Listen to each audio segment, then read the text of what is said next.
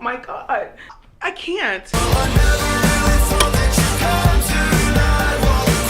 What's up guys, Mark here. Welcome back to my channel, or welcome if you're new. Now that Viva Las Vengeance is officially out, I'm going to be going over my top 7 Panic at the Disco albums. Panic is a band that I've been a big fan of since I was in middle school, so it's really great we are getting new music. I really liked Viva Las Vengeance, so we'll see how it ranks among the other 6 albums. For those of you who are used to my Eurovision videos, fear not, I am not switching genres completely. I'm just covering a different type of music for the time being, just since Eurovision season is over. But once the season starts up again, I'll be back to covering the contest. With that, let's get into my number 7 spot on this list, which is Pray for the Wicked. Pray for the Wicked is an album that isn't necessarily bad, but doesn't connect with me nearly as much as some of the other ones. A lot of the lyrics are about Brendan's party life in LA, about his life as a celebrity, things that and I bet a lot of you, probably cannot relate to, unless you're brendonurie and you're watching this video. The other thing I don't really like about this album is that it just doesn't feel super unique. I feel like a lot of these songs are songs that I would just hear on the radio, and some of these songs, like High Hopes, actually have been on the radio. Not that pop songs are bad, it just isn't a genre that I personally click with a lot. There really aren't too many rock elements in this album, it sounds very poppy, and it just doesn't have the same magic that the other albums had. So those two things really are big detractors for this album for me. However, I will say that this album has great production value, and also some really great tracks. Some standouts for me include Say Amen Saturday Night, King of the Clouds, Dying in LA, and the very underrated The Overpass. There are some great songs here, I gotta say. It's just that the album as a whole doesn't really do it for me, and does have some duds also. One of the Drunks is not one of my favorite songs by any means. Old Fashioned is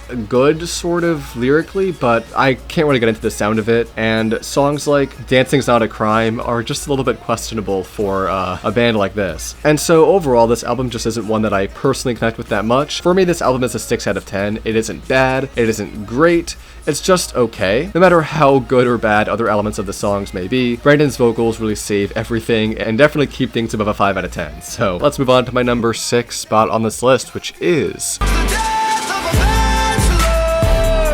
Death of a Bachelor is actually a really fun album. There's a lot of songs on this album that I still listen to today, like Emperor's New Clothes, Don't Threaten Me with a Good Time, and of course the title track itself, Death of a Bachelor. I think a lot of it is kind of like Pray for the Wicked, focused on the LA party scene, and has a lot of very self-aggrandizing lyrics, or I guess lyrics that are just a little bit hollow to me, whereas with other albums I think they had a lot of deeper meanings, a lot of double meanings, especially when Dallin and Ryan were writing. Not saying Brendan is a bad lyric writer, just in this album in particular, the lyrics are not really the strong suit, and like Pray for the Wicked, I really wish that they would have had more rock sounds or more experimental sounds. Regardless, I think the album is pretty good. I like this a lot more than Pray for the Wicked. There are some songs, of course, that I'm not a big fan of, like Crazy Equals Genius or The Good, the Bad, and the Dirty, but overall, there aren't that many skips besides the 2 I just mentioned. And I also like Impossible Year. I think that song actually stands out as a big exception to what I just said, and that Impossible Year sounds very vulnerable and actually quite personal, and I really appreciate the song for that. So overall, I'll give this album an 8 out of 10. Death of a Bachelor is a really good time. It just isn't necessarily one of my favorites compared to the other albums that Panic has put out. Now let's move on to my number 5 spot on this list, which is Viva Las Vengeance!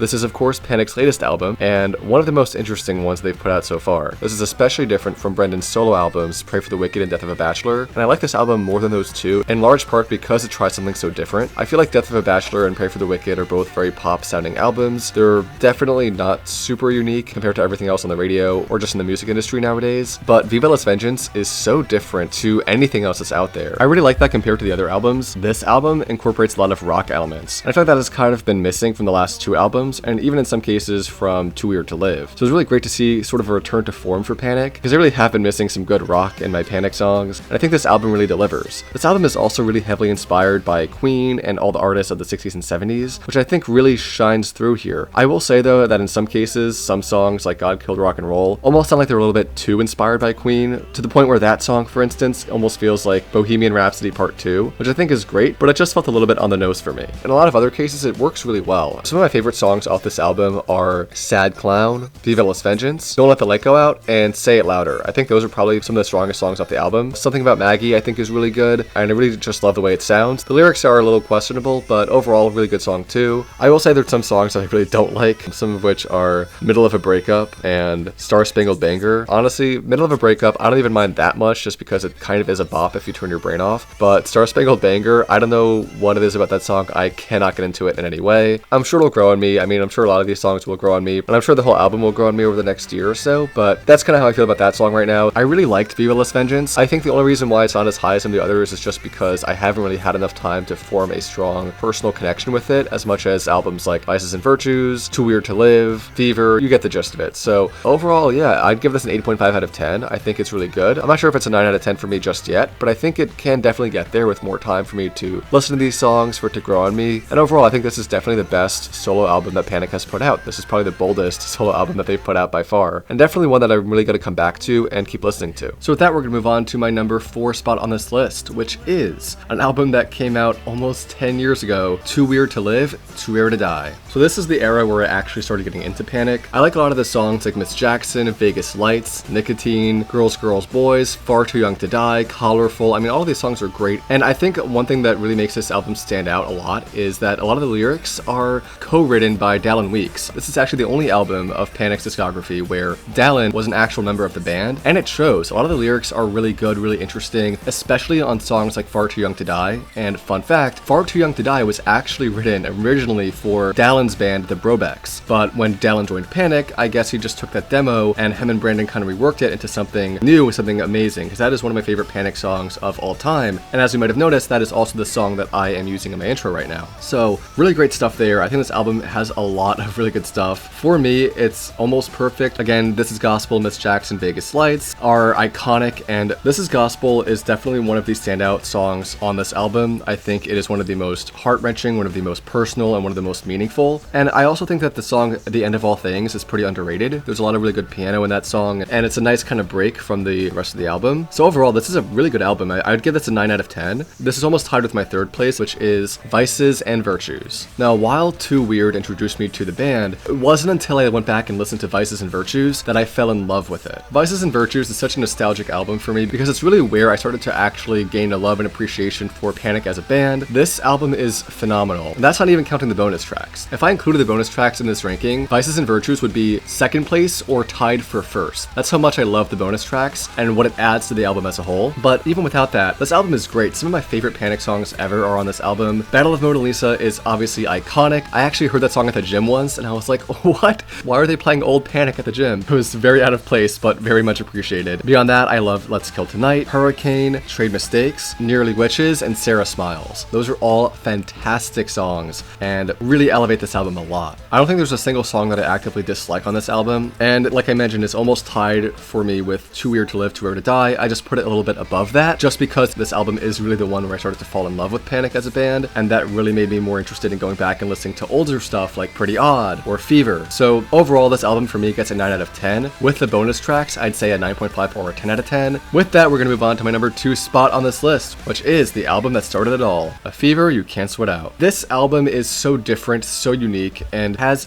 so many quirks to it, so many different sounds that sound like they shouldn't go together, but they do. Camisado, Time to Dance, Build God Then We'll Talk, Lying is the Most Fun a Girl Can Have, I Constantly Thank God for Esteban. Those are all fantastic songs, and of course I don't even have to mention I Write Sins, which is iconic and amazing. When I Write Sins came out, that must have blown people's minds. This really takes the cake for one of the best debuts probably ever. I really do love a lot of these songs. I think this album is just so strong, so fun, and this is also one of the only albums where Panic has all its members. I really like the way that Ryan and Brendan's voices complement each other. I also love the instrumentation, the use of very strange instruments, something that I think is expanded upon a lot more and Pretty Odd, and really just put Panic on the map as a force to be reckoned with in the music industry. One of my favorite lyrics on the entire album is "Swear to shake it up if you swear to listen," because that basically is the band's mantra for the entirety of their discography. So for me, this gets a 9.5 out of 10, only because I think there's only one Panic album that really meets the definition of perfection, and that is my number 1 spot on this list, Pretty Odd. Pretty Odd is essentially Panic's magnum opus. This is phenomenal. This has some of the best vocals, some of the best instrumentals, some of the nicest sounding songs of all Panic's discography, or just of music in general. There's standouts like Northern Downpour, 9 in the Afternoon, That Green Gentleman, Behind the Sea. Songs like that are just incredible because they're so unique and there really is nothing else like them. Ryan's talent for writing lyrics really shines here. The lyrics are just so creative, and they're lyrics that you wouldn't find in any other song. There's a lot of metaphors in this album, a couple double meanings, and it really makes it a lot more interesting to listen to. One thing too that I really like about this album is the story of how it came about. Originally, Panic was going to record a very different album, which I believe was going to be called Cricket and Clover, and to put this album together, they went to a cabin in the middle of the mountains to to write some music, and apparently everything they wrote was a little bit subpar, so they actually ended up trashing the entire album and set about recording Pretty Odd. Now, I don't know how many elements of Cricket and Clover were retained for other songs. I know that a lot of what was worked on was used for songs like Nearly Witches, but I'm not really sure if there's any other songs that they used Cricket and Clover elements from. Let me know if you know that down below, but I'm sure that it's at least somewhat inspired some of the songs on Pretty Odd. To be honest, I think that's a really cool story about how the album was produced, and it's also really impressive that they kind of made this in just a few months. This album is pretty hard to categorize, but I would say that it's mostly folk rock, which is a really cool style of music and a huge departure from what they did with Fever, and I gotta give them a lot of props for doing something so different from what they first did. And I find it kind of funny too that they even added in the first song a lyric that reminds the audience that they are in fact still the same band. When I first heard this album like almost 10 years ago, I was at first very much put off because I approached this album coming off the heels of Too Weird to Live and Vices, but this album quickly grew on me. It has so many unique songs, so many unique sounds, and so many unique lyrics that it really stood out among all the other albums that the band has put out and has become probably my favorite Panic album. And that's not including Vices and Virtues with the bonus tracks. I think that will probably be forever in a very special place in my heart that probably can't even be given a rank. Some of my favorite songs are Northern Downpour, Night in the Afternoon, That Green Gentleman, and Behind the Sea. I love those songs a lot, and those are probably my favorites off the album. Even the other songs that I didn't mention are great too, and there's even some songs that I know some people aren't big fans of, like I Have Friends in Holy Spaces, that I actually like a lot, just because in the case of that song at least, there's a very distinct retro sound to it, which I really just love the idea of, and it's just another creative quirk that Panic adds to this album. So overall, really great work done, and also like I said, this is the last time that Panic was a full band. I didn't really know much about Panic when they were still a full band, but there's just a different atmosphere that this album has that I think is amplified by the fact that the band is still all together at this point, and Ryan's vocals add a lot to this album. Obviously, Brendan is one of the most talented singers on the planet, but Ryan does a great job here too. I love the way that their vocals intertwine, the way they harmonize, and the way that Ryan's vocals really just bring a different feeling, a different dynamic to these songs. So overall, this is probably the best album that Panic has put out to date. Before I wrap up the video, I do just want to say that Vices and Virtues with the bonus tracks is probably my favorite thing that Panic has made ever, just because it really is where I started to fall in love with Panic. I loved Vices and Virtues, and once I heard the bonus tracks, this became one of my favorite bands of all time, and I think the bonus tracks have a lot to offer. There's songs like Turn Off the Lights, Stall Me, the Oh Glory demo, which I wish would be extended, and songs like that that I think are fantastic. So much so that I feel like the bonus tracks could be their own separate album and have a really high ranking on this list. Would probably be either tied or just a little bit above Fever for me, just because of how much I love them and how much they hold a special place in my heart for being kind of my intro to going from a casual listener to an actual fan. But I do kind of want to be fair by ranking the albums as they were released at the time without any bonuses or anything. In that case, Pretty Odd is definitely my favorite, but Vices and Virtues is obviously still up there even without the bonus tracks. Goes to show how great that album is too. And so yeah, that has been my ranking of the 7 Panic at the Disco albums. Thank you guys so much for watching. Let me know what you think down below. If you agree, disagree, I'm sure there will be lots of different opinions because there are so many different styles of music that are in these albums. Also, let me know what you might want to see next. Thank you again, and I will see you all next time. Peace.